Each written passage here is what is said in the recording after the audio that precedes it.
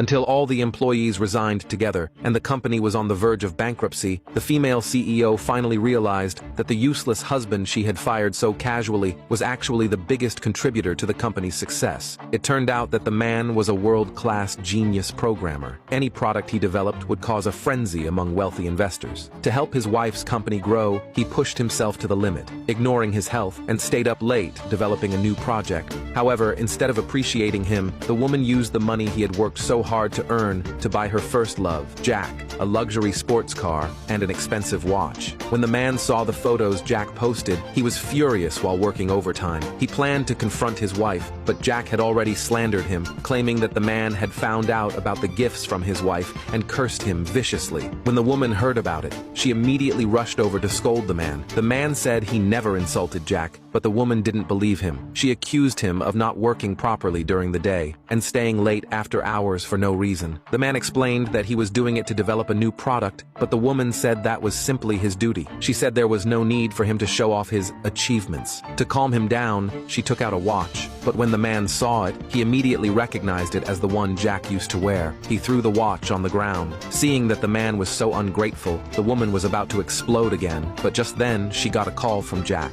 She decided to meet with Jack first. The man no longer had the heart to keep working. As he walked sadly down the street, Jack and the woman arrived in the same place. Jack bragged to the man about his $10 million sports car. The woman blamed the man for being petty. To make it up to him, she said she would give him a car too. Looking at the old, shabby car beside them, the man felt she was insulting him, but the woman slapped him across the face, saying it was her company and the sports car was her reward for Jack. The man could only use that old one. She even said Jack was rough around the edges, but in every other way, the man could never compare to Jack. The man never expected his wife to see him that way. He was deeply disappointed in her. After returning home, he called his lawyer and decided to divorce her. The next day, the woman and Jack were worried about the man. It turned out that there was a very important meeting that day. The investors would decide based on the man's product whether to cooperate with the company, but the man never showed up. Just as she was about to call him, the man walked in. This time, he was wearing a sharp suit, but the woman showed no respect at all. She mocked him for imitating Jack, calling his behavior childish.